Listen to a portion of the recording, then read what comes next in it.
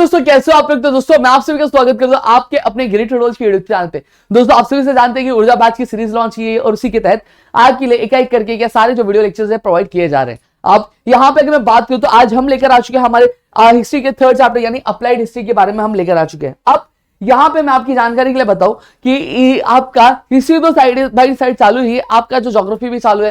Geography में हमने कुछ नहीं तो 4 चैप्टर्स कंप्लीट कर लिया, 1 शॉट कंप्लीट किया है, सारी चीजें हमने वहां पे एक्सप्लेन की गई है। ठीक है, अब चलिए थर्ड चैप्टर यानी अप्लाइड हिस्ट्री से शुरू करते हैं। साथ ही साथ अगर आपको ये जो सीरीज है अच्छी लग रही है तो वीडियो को लाइक करो, चैनल सब्सक्राइब नहीं किया होगा तो चैनल को सब्सक्राइब करना, अपने दोस्तों के साथ शेयर करो ताकि आपके लिए और भी कई सारी चीजें हम क्या लेकर आ सके। दोस्तों अब यहाँ पे अगर मैं अप्लाइड हिस्ट्री की बात करूं तो अप्लाइड हिस्ट्री होता क्या, सबसे पहले ये चीज जान लेंगे। ठीक है, अप्लाइड हिस्ट्री का एक ऐसा फील्ड ऑफ स्टडी है जो कि कंसर्न है किससे, जो एप्लीकेशन हिस्ट्री का, यानी हमने क्या हिस्ट्री में कुछ चीजें पढ़ी थी, जब वो चीजें जो स्टडी होती है, वो जो नॉलेज होती है, जब हम हमारे प्रेजेंट टाइम्स में क्या प्रेजेंट टाइम में लगाते हैं यानी अपने डे टू डे एक्टिविटी में लगाते हैं, तो उसी चीज को हम लोग क्या बोलते हैं, अप्लाइड हिस्ट्री बोलते हैं। दोस्तों समझ में आ गया, यही लिखा हुआ देखो। अप्लाइड हिस्ट्री को क्या बोला जाता है, आपका पब्लिक हिस्ट्री भी बोला जाता है, आपको फिंगर ब्लैंक्स पूछा जा सकता है। Dash applied history is also known as dash history, तो आप लोग क्या लिखोगे, पब्लिक हिस्ट्री।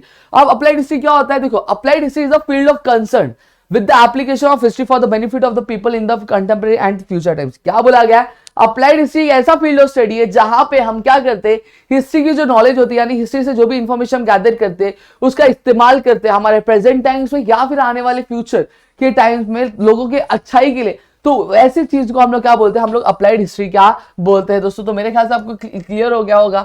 अब यहां पे अगर मैं बात करूं तो नॉलेज जो हिस्ट्री का बहुत ज्यादा इंपॉर्टेंट होता है, सही बात बोल रहा हूं, नॉलेज हिस्ट्री का बहुत ज्यादा इंपॉर्टेंट होता है।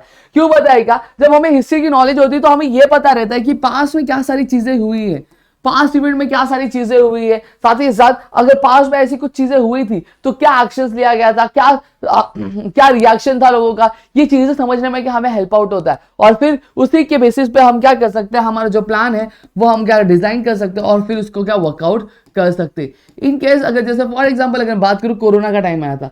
अब कोरोना का टाइम आया था तो क्या किया गया था, पूरे देश भर में क्या लगा दिया था, लॉकडाउन लगा दिया गया था।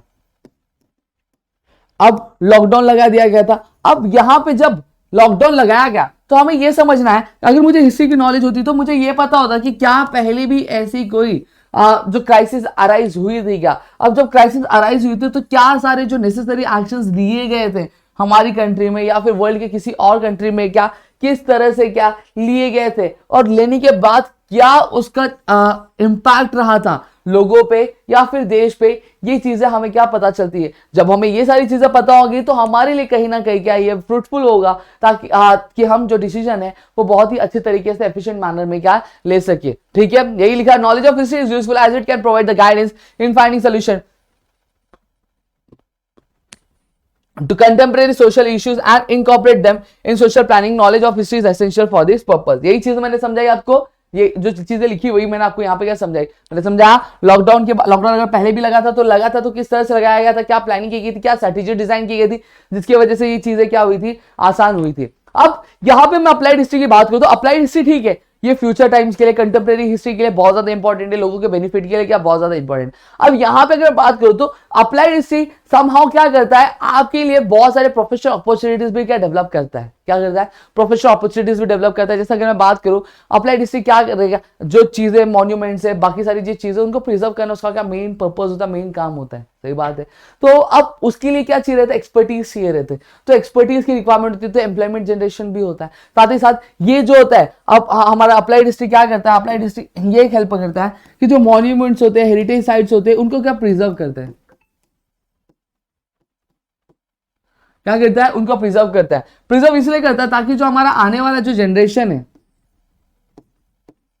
जो हमारा आने वाला जनरेशन है वो हमारे एंसेस्टर्स के बारे में क्या जान सके। अब एंसेस्टर्स मतलब क्या होता है, हमारे पूर्वज के बारे में जान सके, उनका लाइफस्टाइल क्या था, उनका लाइफस्टाइल क्या था, क्या स्ट्रगल वो फेस किया करते थे, किस तरह के माहौल में रहता था, क्या सर्कमस्टांसेस हुआ करता था उनकी बोली कैसी थी, ये सारी चीजें जान सके। इसलिए अप्लाइड हिस्ट्री क्या बहुत ज्यादा इंपॉर्टेंट है। दोस्तों क्लियर हो गया, चलो नेक्स्ट चलते हैं।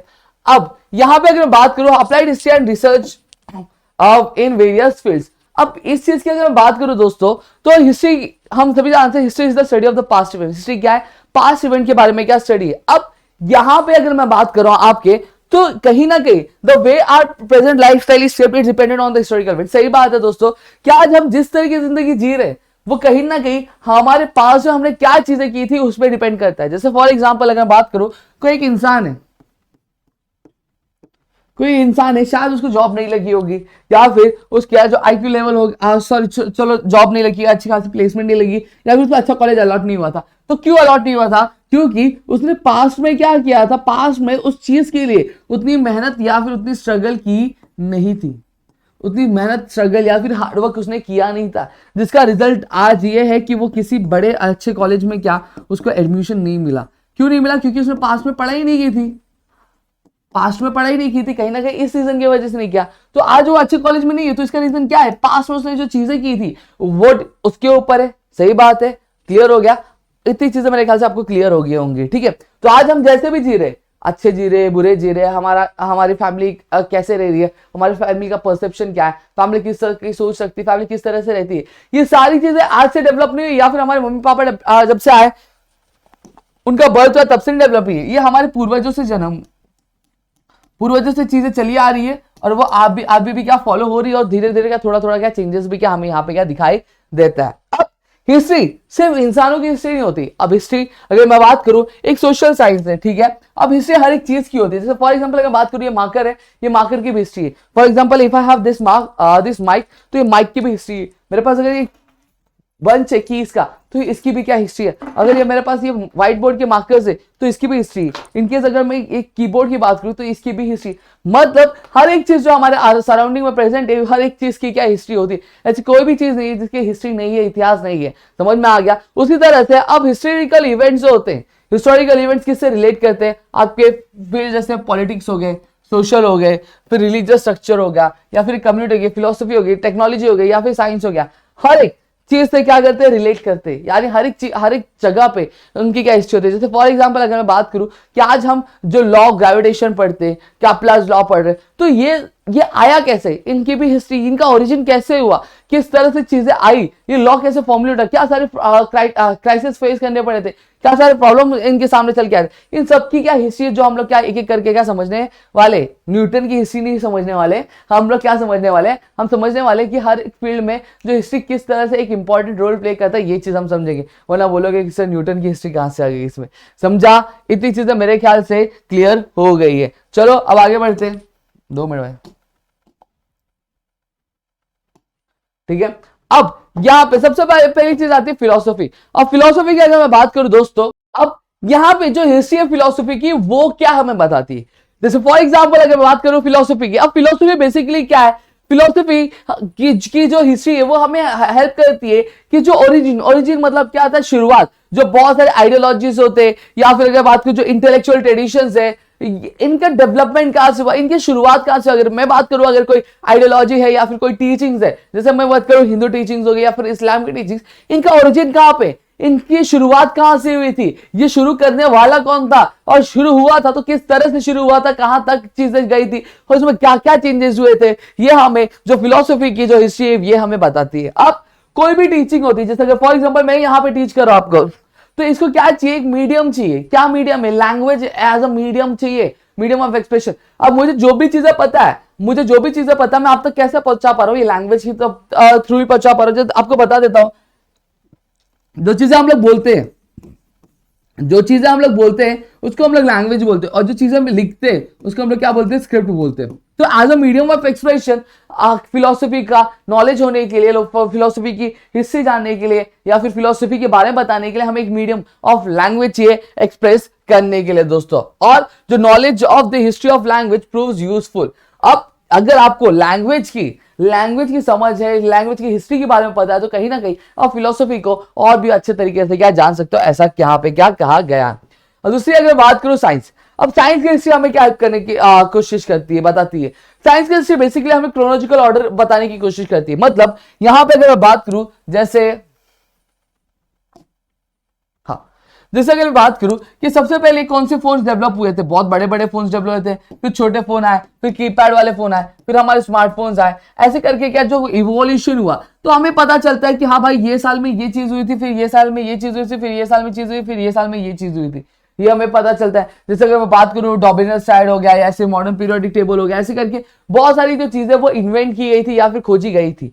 ठीक है, अब यहाँ पे ये चीज कब हुई थी, कौन सी चीज पहले हुई थी, कौन सी चीज बाद में हुई थी, यह हमें किससे पता चलता है, साइंस की हिस्ट्री जब हम पढ़ते हैं तब पता चलता है। साथ ही साथ ये हमें हेल्प करता है कॉज एंड इफेक्ट रिलेशनशिप बताने में कि ये चीज अगर की गई थी तो इसका क्या इफेक्ट हुआ था, क्या चीज हुई थी, इसका रिजल्ट क्या आता है, ये भी हमें क्या जानने में क्या हेल्प करता है। और कहीं ना कहीं अगर मैं बात करूं तो कॉज एंड इफेक्ट जो चेन है वही उसी की वजह से क्या होता है, डिस्कवरीज और इन्वेंशंस क्या होते हैं। अब ऐसा कहा जाता है कि जो साइंस में जितने भी इन्वेंशंस होते हैं वो क्या होता है, नीड की, यानी जब इंसानों की जरूरत पड़ती है, यानी जो इंसानों की जो नीड होती है वही उसको क्या करती है, एक नया इन्वेंशन या फिर अगर मैं बात करूं नई चीज है क्या खोजने में हेल्प आउट करता है। जैसे अगर मैं बात करूं कि हमें क्या करता था, हमें जैसे फॉर एग्जांपल हमें अगर मैं बात करूं कि एक दोस्त मेरा यहाँ पे बैठा और एक दोस्त मेरा लंदन में बैठा, अब दोनों को बात करनी है तो दोनों लेटर लिखते थे। अब लेटर लिखते थे तो बहुत टाइम जाता था, लेकिन दोनों को अर्जेंट बात करनी थी, तो इंसानों ने क्या लाया, इंसानों ने साइंस की मदद से क्या डेवलप किया, आपका मोबाइल फोन डेवलप किया, जिसकी मदद से क्या करते हैं कि जब कभी भी किसी को भी किसी से भी बात करनी होगी they can directly contact each other, they can directly contact each other. समझ में आ गया। अब साथ ही साथ अगर बात करूं साइंटिफिक डिस्कवरीज और इन्वेंशंस होते कैसे होते हैं, आपकी ह्यूमन क्यूरियोसिटी की वजह से। आपने पढ़ा होगा न्यूटन, जो न्यूटन एक बंदा था, ठीक है, वो क्या कर रहा था, पेड़ के नीचे सो रहा था, पेड़ के नीचे सो रहा था, तभी जो एप्पल है उसके सर पे आके क्या गिर गया। अब जब सर पे आके गिरा तो उसको क्यूरियोसिटी हुई कि ये जो एप्पल है वो नीचे ही क्यों गिरा, ऊपर भी जा सकता था, इधर ऐसा हॉरिजॉन्टली भी जा सकता था, लेकिन ये नीचे ही क्यों गिरा। तो यही क्यूरियोसिटी की वजह से आज हम क्या पढ़ते हैं, लॉ ऑफ ग्रेविटेशन क्या हम पढ़ते हैं। दोस्तों समझ में आया, इतनी चीजें क्लियर हो गई होंगी, मेरे ख्याल से आपको कुछ डाउट होगा नहीं। दोस्तों चलो नेक्स्ट, अब टेक्नोलॉजी। आज जो हिस्ट्री है टेक्नोलॉजी की, जो हिस्ट्री है टेक्नोलॉजी है वो हमें क्या बताता है, ये बताता है कि जो चेंजेस किस तरह से हुए प्रोडक्शन में। जैसे फॉर एग्जांपल अगर बात करूं, ये भी एक टेक्नोलॉजी है। इससे पहले हम क्या यूज करते थे, इससे पहले हम यूज किया करते थे आपका जो व्हाइट बोर्ड हुआ करता था वो यूज किया करते हैं। और व्हाइट बोर्ड से पहले हम क्या यूज किया करते हैं, हम ब्लैक बोर्ड यूज किया करते थे। तो हमें कहीं ना कहीं चेंजेस दिखाई देते कि हम किस तरह से पहले ब्लैक बोर्ड यूज किया करते थे, फिर व्हाइट बोर्ड आया, फिर उसके बाद अगर मैं बात करूं तो आज हमारे पास क्या ये चीजें क्या आई है, यानी डिजिटल पैनल आए, इसके बाद और भी कई सारी चीजें आएंगी। तो ये क्या दिखा रहा है, हमें चेंजेस बतलाने की कोशिश कर रहा है कि आज प्रेजेंट में क्या चीजें है और पहले क्या थी और आगे हम क्या लेकर आ सकते हैं, ये सोचने में क्या हमें क्या हेल्प करता है। अब जो डिस्कवरीज हो, साइंटिफिक डिस्कवरीज हो गए, इन्वेंशन हो गए, टेक्नोलॉजी का एडवांसमेंट हो, ये सारी जो चीजें होती है वो एक दूसरे से क्या रिलेट करती है। अब जो नॉलेज है साइंस और टेक्नोलॉजी की बहुत ज्यादा एक इंपॉर्टेंट है और कहीं ना कहीं बहुत ही ज्यादा एक इंपॉर्टेंट स्टेप है कि हम स्टोन टूल्स को क्या कर पाए, स्टोन टूल्स की हेल्प से हम क्या एग्रीकल्चर का प्रोडक्शन क्या कर पाए। दोस्तों ठीक है, और कहीं ना कहीं ये क्या था कि इवोल्यूशन था क्या मैनकाइंड की जर्नी में। ठीक है, इतनी चीजें क्लियर हो गई। चलो अब नेक्स्ट चलते हैं इंडस्ट्री एंड कॉमर्स। अब इंडस्ट्री एंड कॉमर्स तो भाई सीधे बता दो, इंडस्ट्री मतलब क्या होता है कि एक ऐसी जगह जहां पे क्या होता है गुड्स और सर्विसेज मैन्युफैक्चर होते हैं, और कॉमर्स मतलब क्या होता है कि कॉमर्स मतलब basically allocation of goods and service, यानी जो गुड्स और सर्विसेज जो प्रोड्यूस हुए आपके इंडस्ट्री में उसको डिस्ट्रीब्यूट करने की जिम्मेदारी होती है वो कॉमर्स में क्या होती है। अब जो फील्ड है म्यूचुअल सोशल ट्रांजैक्शन का वो एक्सपांड होता है आपकी ग्रोथ और इंडस्ट्री और ट्रेड में। अभी कहीं ना कहीं एक कंटिन्यूस डेवलपमेंट क्या करता है, प्रमोट करता है एक नेटवर्क ऑफ इंटरैक्शन में। अभी एक इंटीग्रल यानी एक बहुत ही ज्यादा इंपॉर्टेंट पार्ट है आपके इंडस्ट्रियल और कमर्शियल मैनेजमेंट का। ठीक है, अब it is essential to understand the history of the process, the nature of the market and commerce has continued to change. अब यहां पे अगर बात करूं तो ये जो इंडस्ट्री एंड कॉमर्स है ये क्या आपका सोशल साइंस है। अब इसकी हिस्ट्री पता करना बहुत ज्यादा इंपॉर्टेंट है। क्यों इंपॉर्टेंट है, जैसे फॉर एग्जांपल मैं जो गुड्स है इस तरह से क्या कर रहा हूं, एलोकेट कर रहा हूं, या फिर कॉमर्स की मदद से अगर मैं क्या कर रहा हूं, डिस्ट्रीब्यूट कर रहा हूं। तो पहले क्या ये टेक्निक अपनाई गई थी, तो इसका रिजल्ट क्या था, ये चीज क्या ये सक्सेसफुल थी, कहीं लॉस में तो नहीं चली गई थी। अब यहां पे साथ ही साथ अगर हम मेरे डिस्ट्रीब्यूशन में या फिर प्रोडक्शन में खर्चा बहुत ज्यादा हो रहा था, तो मुझे हिस्ट्री की वजह से ये पता चलेगा क्या ये जो खर्चे पहले से चले आ रहे थे, क्या इससे कम में भी कभी गुड्स प्रोड्यूस किए गए थे तो क्या रीजन था। ये सारी चीजें हमें क्या हिस्ट्री से क्या पता चलती है। दोस्तों समझ में आ गया। अब इस डेवलपमेंट को अंडरस्टैंड करने के लिए ये बहुत ज्यादा जरूरी बन जाता है कि हम हिस्ट्री जो है, हिस्ट्री का जो कल्चर वो पढ़े, सोशल ऑर्गेनाइजेशन, इकोनॉमिक इंस्टीट्यूशन से इस सारी चीजों के बारे में नॉलेज मिलता है। समझा। चलो फिर आता है मैनेजमेंट स्टडीज। अब मैनेजमेंट स्टडीज मतलब क्या, मैनेजमेंट मतलब क्या होता है कि मैनेजमेंट एक आर्ट है या फिर एक साइंस है, एक कॉमर्स है, आर्ट कॉमर्स सही, मैनेजमेंट एक साइंस नहीं तो आर्ट बोला जाता है। क्यों बोला जाता है, क्योंकि मैनेजमेंट एक आर्ट है, क्योंकि हमें क्या करना रहता है, हमें सामने वाले को भला फुसला के हमें क्या करना रहता है, अपना काम क्या कराना रहता है दोस्तों। तो आप बात कुछ भी हो सकता है, पहले प्यार से बात करेंगे, फिर लातों से बात करेंगे, फिर जिससे बात करना उससे बात करेंगे। समझ में आ गया। तो वही चीज बोली गई है कि अब अगर हमें क्या करना है, जो वेरियस फैक्टर्स इन्वॉल्व है किसमें, जो चेन है प्रोडक्शन का उसमें, तो जो मीन्स ऑफ प्रोडक्शन है, जैसे अगर मैं बात करूं ह्यूमन रिसोर्स हो गया, प्रोसेस प्रोडक्शन हो गया, साथ ही साथ जो चेन ऑफ मार्केट है, रिसोर्स मैनेजमेंट है, अब इनका भी नॉलेज, इनके भी पास का नॉलेज रहना क्या बहुत ज्यादा जरूरी है। अभी एसेंशियल है कि जो साइकोलॉजिकल कैरेक्टर्स होते हैं लोगों के, उसकी भी जानकारी हमें होनी चाहिए। क्योंकि फॉर एग्जांपल अगर एक आलसी बंदा है तो उसको मुझे क्या डांट धड़कार के क्या काम कराना पड़ेगा, वही कोई मेहनती वर्क है तो मुझे उससे प्यार से बात करके क्या काम करना पड़ेगा। तो मुझे जो इसकी साइकोलॉजिकल हिस्ट्री के बारे में क्या पता होना चाहिए। इस वजह से जब भी HR इंटरव्यूज होते तो वो क्या करते हैं, वो हमेशा उनकी फैमिली के बारे में, उनके ग्रेड्स के बारे में, उनके स्कूल के माहौल के, उनके स्कूल के दोस्त के बारे में क्या पूछते। क्यों इस तरह से इसलिए पूछते हैं ताकि वो जो सामने वाला जो एम्प्लॉय या फिर जो बंदा है मेरा एम्प्लॉय बनने वाला, वो आगे मेरे साथ काम करने वाला, तो मुझे उसके बारे में क्या पता होना चाहिए, उसकी नॉलेज के बारे में, उसके बिहेवियर के बारे में मुझे इन्फॉर्मेशन होनी चाहिए। समझ में। इस वजह से क्या किया जाता है, इंटरव्यूज में इस तरह के क्या क्वेश्चन क्या पूछे जाते। और अगर मैं बात करूं तो कोऑर्डिनेशन अगर नहीं रहेगा, अगर चीजें मुझे पता नहीं है, तो कहीं ना कहीं मैं क्या करूंगा, लैक करूंगा और मैं अपनी कंपनी को क्या ग्रो नहीं कर पाऊंगा। अब आता है आर्ट्स। अब आर्ट्स में क्या बोला गया, आर्ट्स एक इंपॉर्टेंट है, बहुत ही ज्यादा इंपॉर्टेंट है कि इसको अंडरस्टैंड करना किया जो वेरियस फॉर्म्स आर्ट्स के वो कैसे डेवलप हुए, क्या स्टाइल था एक्सप्रेशन, क्या क्या फाउंडेशन था इंटेलेक्चुअल इमोशनल कल्चरल ट्रेडिशन का। अभी जो की एक्सप्रेशन है किसी भी आर्ट फॉर्म का, जो इमोशनल टेम्परामेंट जो आर्टिस्ट के, वो साथ जो डेवलपमेंट है हिस्ट्री का, वो क्या एक रेस्पेक्टिव आर्ट है जो कि फॉर्म किया गया, that art form can be understood with the help of the cultural history. और ये जो आर्ट है ये इसको हम कैसे समझ सकते हैं, हम कल्चर हिस्ट्री की मदद से क्या हम लोग समझ सकते हैं दोस्तों। ठीक है, इतनी चीजें क्लियर है। फिर आता है ह्यूमैनिटीज। ह्यूमैनिटीज में बहुत सारे सब्जेक्ट, सारे हिस्ट्री आ जाता है, archaeology, sociology, anthropology, political science, economics. अब ये सारे हिस्ट्री का, अब हिस्ट्री का भी ओरिजिन, हिस्ट्री के भी हिस्ट्री का जानना है तो उसका ओरिजिन हमें समझना पड़ेगा। अब ओरिजिन समझने के लिए हमें क्या करना पड़ेगा, फिलोसफी समझनी पड़ेगी। ठीक है, जो पूरे वर्ल्ड के जो लोग हैं, पूरे जो वर्ल्ड के लोग हैं, उन्होंने क्या किया, ट्राई किया कि वो क्या करें, यूनिवर्स और ह्यूमन एग्जिस्टेंस के बारे में क्या करें, उनका रिलेशन क्या एक दूसरे के साथ, इसके बारे में स्टडी करें। लेकिन जब उन्होंने स्टडी किया तो बहुत सारे अलग अलग चीजें, गॉड जैसे कंसेप्ट्स क्या सामने चलकर हमारे सामने क्या आए दोस्तों। अब जो रूट्स है फिलोसफिकल फाउंडिंग्स है वो क्या आपके माइथोलॉजिकल स्टोरीज में क्या पाए जाएंगे। ठीक है, पाए जाएंगे। अब बहुत सारे डिसिप्लिन है, मतलब सब्जेक्ट्स ह्यूमैनिटीज के, जो कि थियोरेटिकल फाउंडेशन है, जो बेस्ड है आपके फिलोसफिकल थियरीज पे। तो मेरे ख्याल से इतनी चीज आपको क्लियर हो गई, इसमें कुछ डाउट नहीं होगा। अब चलो बढ़ते हैं हमारे नेक्स्ट इस पे। अब हम बढ़ेंगे हमारे management of culture and natural heritage. अब इससे पहले मैं कुछ चीजें जो डिस्कस करना चाहता हूं। अब यहां पे ये कई बार बोला जाता है कि जो हिस्ट्री का एक्चुअल में अप्लाई क्या है, एप्लीकेशन क्या है। तो दोस्तों यहाँ पे मैं आपकी जानकारी के बता देना, तो हिस्ट्री बेसिकली हमें क्या करती है, नॉलेज पास करती है, जो एक्सपीरियंस है पास्ट में उसके बारे में क्या हमें इंफॉर्मेशन क्या पास करती है। इन केस अगर हम बात करें जो हिस्ट्री है, अगर हमें कोई भी फील्ड के सेक्टर की हिस्ट्री के बारे में नॉलेज नहीं होगा तो मेरे लिए क्या काम करना पॉसिबल होगा, मैं करूंगा, लेकिन उतनी एफिशिएंसी के काम कर पाऊंगा क्या, नहीं कर पाऊंगा। तो ये चीज बहुत ज्यादा क्या जरूरी होती है।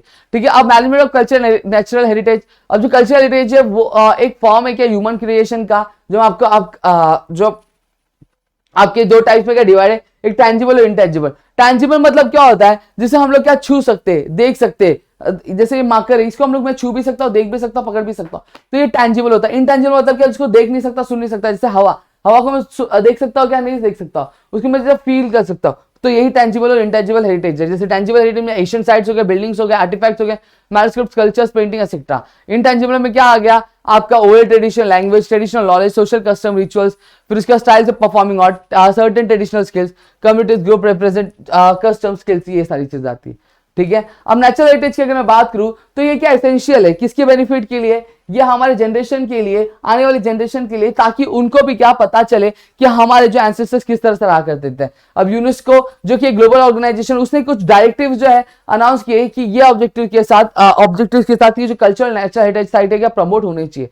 अब उसी डायरेक्टिव्स के बेसिस पे क्या किया जाता है, जो साइट्स होती है उनको वर्ल्ड हेरिटेज साइट का नाम क्या दिया जाता है। अब जो लिस्ट है यूनेस्को वर्ल्ड हेरिटेज की, वो इंक्लूड करती है कि हमारे वेस्टर्न घाट को, जो कास्ट प्लेट्यू किसके सातारा डिस्ट्रिक्ट में, ठीक है, वो भी क्या वेस्टर्न घाट्स का क्या पार्ट है। अब जो कल्चरल नेचुरल हेरिटेज मैनेजमेंट है, ये क्या एक मेन एस्पेक्ट है क्या किसकी, अप्लाइड हिस्ट्री का दोस्तों। ठीक है, जो वर्क है, जो काम है कंजर्वेशन और प्रिजर्वेशन का कल्चरल हेरिटेज का, वो किसके अंदर फॉल करता है, वो उसका जो भी काम रहेगा वो उसकी जिम्मेदारी जो रहेगी आर्कियोलॉजिकल सर्वे ऑफ इंडिया या फिर इंडिया के स्टेट डिपार्टमेंट जो होते हैं आर्कियोलॉजी के उनके ऊपर रहेगी। इसके अलावा Indian national trust for art and heritage ये क्या एक्टिवली वर्क करे इस फील्ड में, और साथ ही साथ इनको क्या बहुत सारे जो एक्सपर्ट्स होते हैं उसकी रिक्वायरमेंट पड़ती है। तो यहाँ पे अगर आप हिस्ट्री पढ़ते हो तो आपके लिए बहुत सारी प्रोफेशनल अपॉर्चुनिटीज भी क्या हो जाती है, अवेल हो जाती है। आगे हम पढ़ेंगे दोस्तों, ठीक है। अब यहाँ पे क्या बोला है, they need to be duly aware of the cultural, social and political histories of the history side. Principle of applied history are useful in creating the awareness among them. अब यहाँ पे क्या बोला है, यहाँ पे ये बोला है कि जो हेरिटेज है ये क्या जो कल्चरल हो गया, आपका सोशल हो गया, पॉलिटिकल हिस्टोरीज हो गया, इसकी जो हेरिटेज साइड से हमें क्या अवेयर रहना चाहिए। साथ ही जो प्रिंसिपल अप्लाइड हिस्ट्री का वो बहुत ही ज्यादा क्या हेल्पफुल है, क्या करने के लिए, अवेयरनेस क्या क्रिएट करने के लिए लोगों के बीच में। सबसे बड़ा क्या है, अब ये जो ऑपरेशन है बहुत ज्यादा इंपॉर्टेंट है कि हम क्या कंजर्व कर सके, प्रिजर्व कर सके डेवलपमेंट और हेरिटेज साइट को बिना किसी, मतलब जैसे फॉर एग्जाम्पल अगर मैं कोई मंदिर है,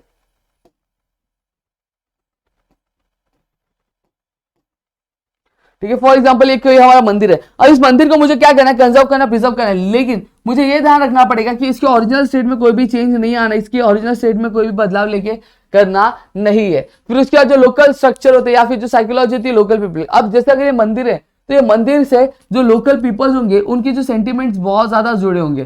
तो हमेशा हमें ये ध्यान रखना है कि जब भी हम क्या करें, इस तरह की चीजें करें, इस तरह के साइट्स पे जाए तो लोकल जो पीपल्स है उनके सेंटिमेंट्स हर्ट नहीं होने चाहिए और अपना काम क्या चलना भी चाहिए। अब प्रिकॉशंस की वजह से precautions can be taken to avoid the hurting sentiments of the people while completing the projects of the conservation. अब यहाँ पे ये बोला गया है कि हमें किसी भी तरह से जो लोग हैं उनके सेंटिमेंट्स हटाने नहीं है, और साथ ही साथ बोला गया है कि हमें जो कॉमन पीपल्स होते हैं उनको सर्वे करना चाहिए, उनको क्या लगता है, क्या सारी चीजें पता है, ये सारी चीजों के बारे में हमें सर्वे क्या करना चाहिए। और जो पार्टिसिपेशन है लोकल पीपल्स का वो बढ़ जाता है, जिसकी वजह से प्रोजेक्ट और भी अच्छा होने लगता है और इन सबको क्या सैलरी, इन सबको क्या एक अच्छा खासा क्या पे आउट भी क्या दिया जाता है। क्यों? क्योंकि देखो लोकल पीपल्स को इसलिए ज्यादा, क्योंकि उस एरिया के बारे में एक लोकल बंदे को ही ज्यादा पता रहेगा, किसी और बंदे को उतना नॉलेज रहेगा भी तो उतना डिटेल में नहीं रहेगा। और जो सिस्टमैटिक प्लान है वो डिजाइन किया जाता है ताकि जो लोकल स्किल्स है उसको एम्प्लॉय किया जा सकता है क्रिएटिव वे में और उनके लिए बेटर अपॉर्चुनिटीज क्या अवेल की जा सके। दोस्तों समझा? तो इतनी चीजें मेरे ख्याल से क्लियर हो गई होगी।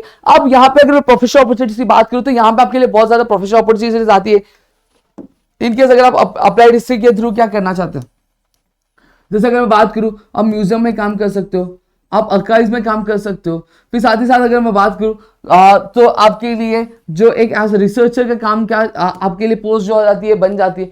तो इस तरह से अलग अलग फील्ड्स में अलग अलग एक्सपर्टीज की रिक्वायरमेंट पड़ती है। तो ये डिपेंड करता है कि ये करना क्या चाहते हैं। अगर मैन्युस्क्रिप्टोलॉजी है आपको आती है या फिर एपिग्राफी आती है तो कहीं ना कहीं आपके लिए क्या एक अच्छी खासी क्या जॉब क्या तैयार रहती है अप्लाइड हिस्ट्री की हेल्प की मदद से। तो मेरे ख्याल से आपको चीजें क्लियर हो गई होंगी। इनके अगर सारी चीजें क्लियर है तो प्लीज वीडियो को लाइक करिएगा, चैनल सब्सक्राइब नहीं किया तो चैनल सब्सक्राइब करना, अपने दोस्तों शेयर करना ताकि ऐसे और कई सारे वीडियो आपके लिए लेकर आ सके। दोस्तों